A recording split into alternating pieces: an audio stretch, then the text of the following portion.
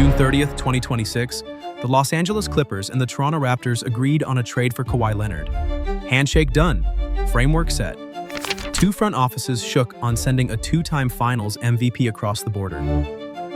This isn't a trade that died because a team got cold feet. It isn't a player refusing to report. It isn't even an injury, a hidden medical condition, or a no-trade clause standing in the way. It's frozen because the NBA is trying to find out if the Los Angeles Clippers used a bankrupt company to pay Kawhi Leonard millions of dollars off the books. And if that's true, the fallout doesn't stop with where Kawhi Leonard plays basketball next season. It raises a much bigger question. How many other superstars in this league might be getting paid the exact same way? Here's the trade itself, in plain numbers, so you can see exactly what both sides agreed to. The Raptors send Brandon Ingram, Gradey Dick, two unprotected first-round picks in 2031 and 2033, a first-round pick swap in 2027, and two second-round picks to the Clippers. In return, Los Angeles sends them Kawhi Leonard, 35 years old, a two-time NBA champion, a two-time Finals MVP, coming off a career-high 27.9 points a game last season. On paper, that's a real workable deal for both sides. Off paper, it's stuck.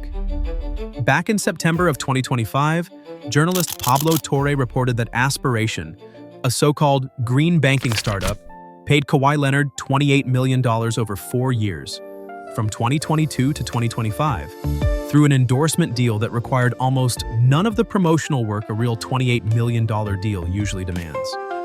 The allegation? That money wasn't really an endorsement. It was a way to pay a superstar around the salary cap. Quick context, if you don't follow the business side closely, every NBA team is bound by a salary cap, a hard limit on how much they're allowed to pay their roster. If an owner finds a side door to pay a player extra outside that cap, that's not a gray area. It's the kind of violation that can cost draft picks, cost millions in fines, or in the most extreme case, void the player's own contract. And Aspiration wasn't a stranger to the Clippers to begin with. The company also held its own $300 million 23-year sponsorship deal directly with the team. Clippers owner Steve Ballmer had personally put somewhere between $50 and $60 million into Aspiration before it collapsed into bankruptcy in March of 2025.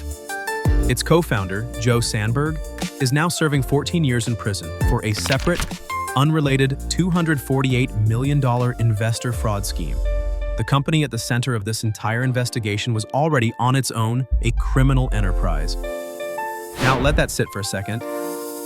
The team's own owner had tens of millions of his own money sitting inside the same company that allegedly paid his own superstar under the table. The Clippers deny every bit of it. Their statement, word for word. Neither the Clippers nor Steve Ballmer circumvented the salary cap. The notion that Steve invested in Aspiration in order to funnel money to Kawhi Leonard is absurd. Kawhi Leonard denied it too, telling reporters at Clippers Media Day, "None of us did no wrongdoing." Asked directly whether he'd ever actually performed real services for that $28 million deal, he said, "I don't think it's accurate." But here's what makes this bigger than one bad contract.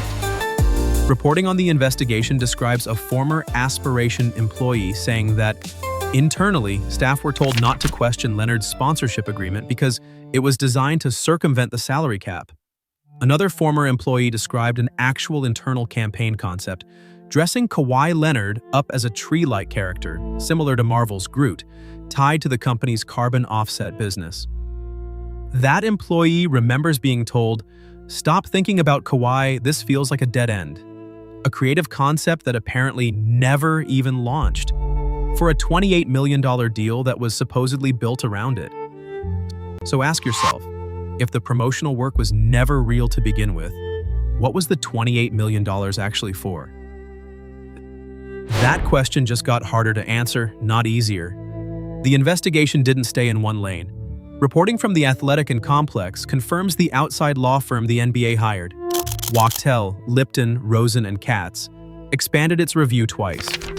Once into additional expenses the Clippers may have covered for Leonard without ever getting reimbursed, and separately into a second, previously undisclosed endorsement deal with a completely different company.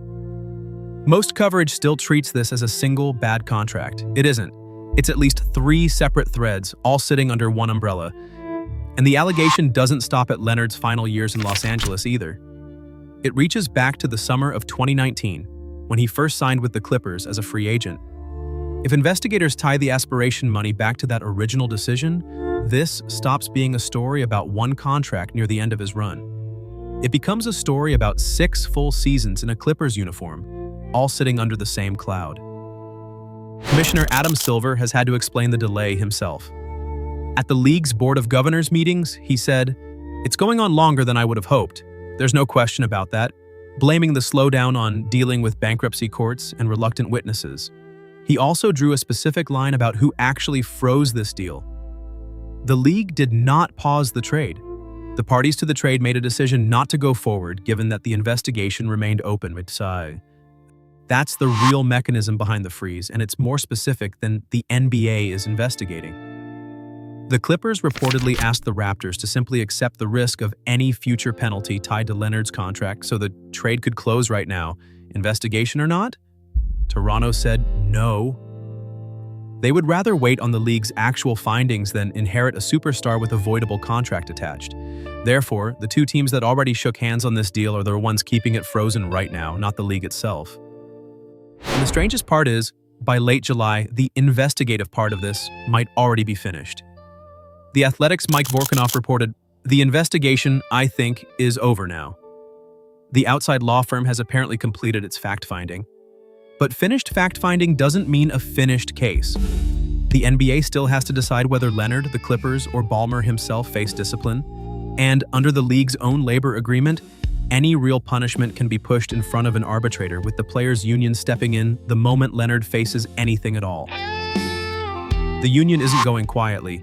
NBPA Executive Director David Kelly has said publicly there's no there in this case, meaning the union believes investigators haven't found conduct serious enough to punish.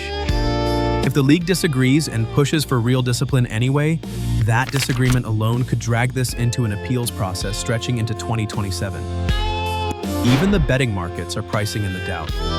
The moment the trade was first announced, the Raptors' championship odds for next season jumped from 12,500 to 1, all the way to roughly 2,200 to 1. The Clippers' own title odds drifted the other way as the roster uncertainty set in. Sportsbooks are effectively pricing both outcomes as live right now because nobody actually knows which jersey Kawhi Leonard wears next season. Former NBA guard Gilbert Arenas offered one blunt read on why nobody expects a real punishment here. The commissioner works for the owners. That's his own opinion, not league reporting, but his point is simple. Punishing one owner's cap workaround risks exposing how many others might be running the exact same play. So where does that leave Kawhi Leonard? Under contract with a team that no longer wants him in its long-term plans. Wanted by a team that won't finalize anything until the league says it's safe to. Personally denying wrongdoing, while the company at the center of it all sits in bankruptcy with its own founder already behind bars. Training camp is coming. The next Board of Governors meeting is coming. And until the NBA actually rules, Kawhi Leonard's next jersey is still an open question, frozen exactly where it was on June 30th.